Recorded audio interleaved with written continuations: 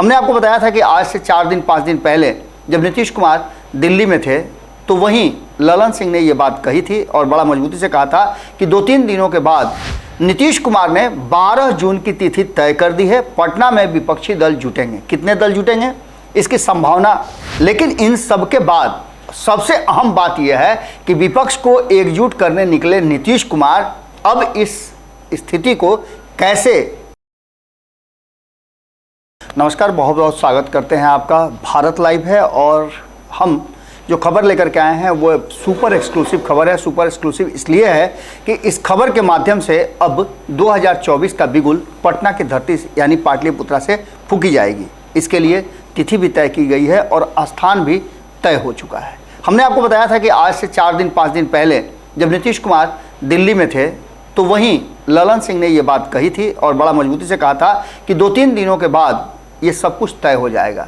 संभावित था कर्नाटक चुनाव के बाद कभी भी बैठा जा सकता है उसके परिणाम आने के बाद। इस बीच में फिर 28 तारीख को वो घोषणा हो गई नए संसद भवन के उद्घाटन का। तो इन सब के बीच में विपक्ष को अपनी ताकत दिखानी थी और जहां एक तरफ विपक्ष ने मजबूती से संसद भवन के उद्घाटन प्रधानमंत्री के द्वारा किए जाने का लेकर के विरोध किया और वो सारी चीज़ें आपको पता है कि विरोध कितने थे और समर्थन में कितने थे। इन सब के बाद अब नीतीश कुमार ने 12 जून की तिथि तय कर दी है। पटना में विपक्षी दल जुटेंगे। कितने दल जुटेंगे इसकी संभावना व्यक्त की जा रही है। हालांकि जो भेजा गया है निमंत्रण वो कई दलों को भेजा गया है, जिसमें बहुत सारे ऐसे दल हैं जो कल के कार्यक्रम में विपक्ष के साथ नहीं बल्कि विरोध के साथ नहीं बल्कि समर्थन में खड़े नजर आए। लगभग ऐसे 23-24 दल थे जो शामिल हुए थे कल के कार्यक्रम में। लेकिन इन सब के बाद सबसे अहम बात यह है कि विपक्ष को एकजुट करने निकले नीतीश कुमार अब इस स्थिति को कैसे अब एक नए कहा जा रहा है गठबंधन के रूप में ढाल पाएंगे, इसकी तैयारी शुरू हो चुकी है। कहा यह जा रहा है कि 1 से 1.5 दर्जन दल इसमें शामिल होंगे, यह संभावना व्यक्त की जा रही है। और ये बैठक नीतीश कुमार के सरकारी आवास एक अन्य मार्ग पर की जाएगी। अभी ये भी पूरी तरह से स्पष्ट नहीं किया गया है, लेकिन एक बात यहाँ तय की गई है कि विपक्ष एकजुट रहे और एक उम्मीदवार भारतीय जनता पार्टी के विरुद्ध खड़ा हो। इसको लेकर के मिशन 272 को लेकर नीतीश कुमार ने आगाज कर दिया है। इतना ही नहीं, कई दल के नेताओं को निमंत्रण भेजा गया है। आपको याद होगा कि ममता बनर्जी ने नीतीश कुमार जब मुलाकात करने गए थे तो ये खुल करके कहा था कि अगली बैठक जो आप करेंगे विपक्ष की वो पटना में करें। और यही कारण है कि तब से लगातार पटना में बैठक होने की चर्चा चल रही थी। कांग्रेस भी इससे इत्तेफाक रखने लगी क्योंकि कांग्रेस को पता है कि ये मौका है, इस मौके को हाथ से निकलने देना नहीं है।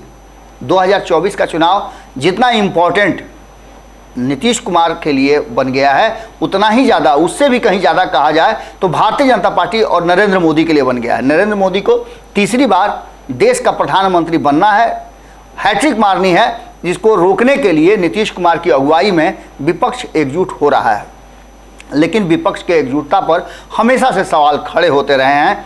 जहां 21 दलों ने नीतीश कुमार के साथ नए संसद भवन के उद्घाटन प्रधानमंत्री के द्वारा की जाए इसका विरोध किया, तो वहीं इस पर कई तल्ख बातें भी हुई। लेकिन इन सबसे अलग 23-24 दलों ने समर्थन किया और वहां पहुंचे, जिसमें लोक जनशक्ति पार्टी रामविलास पासवान जो कि अभी एनडीए का विधिवत हिस्सा नहीं है वो भी शामिल थे। आरएलजेडी वो भी अपना सहमति इस पर दिए। पशुपति कुमार पारस ने तो दिया ही जो कि एनडीए का हिस्सा है। लेकिन इसके अलावे बीजू जनता दल, नवीन पटनायक जिन्होंने स्पष्ट कर दिया कि वो किसी भी गुट का हिस्सा नहीं है।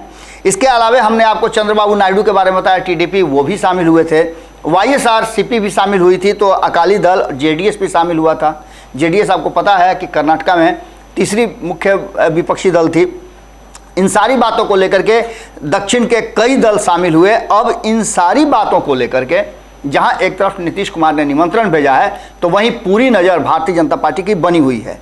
इसमें अलग से राहुल गांधी को भी निमंत्रण भेजा गया है और राहुल गांधी के शामिल होने की भी संभावनाएं व्यक्त की जा रही है। आपको बता दें कि इस बैठक में आने की स्वीकृति ममता बनर्जी ने दे दिया है। तो वहीं अरविंद केजरीवाल भी इस बैठक का हिस्सा होंगे। पंजाब के मुख्यमंत्री भगवंत मान की भी आने की सूचना है, तो वहीं यूपी से पूर्व मुख्यमंत्री अखिलेश यादव के आने की बात की जा रही है। लेफ्ट के तीनों ही विंग इसमें शामिल होंगे। इसके साथ साथ आपको बता दें कि दक्षिण के कई राज्यों के शामिल होने की बात की जा रही है। कहा तो यहाँ तक जा रहा है कि इस बैठक में केसीआर से लेकर के और कई दल शामिल होंगे, लेकिन ये 12 तारीख को पता चलेगा कि आखिर क्या हो रहा है। लेकिन इतना आप मान के चलिए कि नीतीश कुमार का प्रयास एक सही दिशा में जा रहा है और नीतीश कुमार ने विपक्ष को एकजुट करने का जो मुहिम छेड़ा है उसका आगाज तो हो चुका है। अब 12 तारीख को यह फाइनल हो जाएगा कि नीतीश कुमार का ऊंट किस करवट बैठेगा। 12 तारीख को कहा यह जा रहा है कि कई मुद्दों पर बातचीत होगी। इसके साथ साथ एकजुट रहने पर विशेष फोकस होगा। इसके लिए सबके विचार जाने जाएंगे, लेकिन इससे जो भीतर से बात निकल करके आ रही है कि नियमों को लचीला रखा जाएगा, जिससे कि किसी भी तरह की कोई समस्या नहीं हो। कोई भी फैसला सबकी सहमति से होगा और यहाँ तक कहा जा रहा है कि चुनाव के बाद वो चेहरा तय होगा जो प्रधानमंत्री की कुर्सी पर बैठेगा। अब इन सारी बातों और सारे ख्वाबों पर कितना ज़्यादा श्रम किया जाता है कि ख्वाब पूरे हो जाएं, ये देखना दिलचस्प होगा। 12 तारीख को हमारी नज़र बनी हुई है। हम इस पर लगातार जो अपडेट आएंगे वो भी आपसे बताते रहेंगे। लेकिन नीतीश कुमार ने एक मजबूत पहल की है। बिल्ली के गला में घंटी बांधने का जो उन्होंने कसम खाया है, उस दिशा में लगातार आगे बढ़ रहे हैं। जुड़े रहिएगा, अगली खबर जल्दी ही आपके पास होगी। बहुत बहुत धन्यवाद, नमस्कार। वीडियो पसंद आई और वह बिहार के राजनीति और बिहारियत से सरोकार रखेनी तो सब्सक्राइब बटन दबा के चैनल के सब्सक्राइब कर ली। ओजे एगो घंटी बा, ओकरा बटन दबा देला से कुल सटीक और मारक खबर रुआ मुफ्त में मिल जाई। अगर रुआ पत्रकारिता के हमनी के नया प्रयोग में सहयोग कर चाहतानी तो ज्वाइन बटन दबा दी।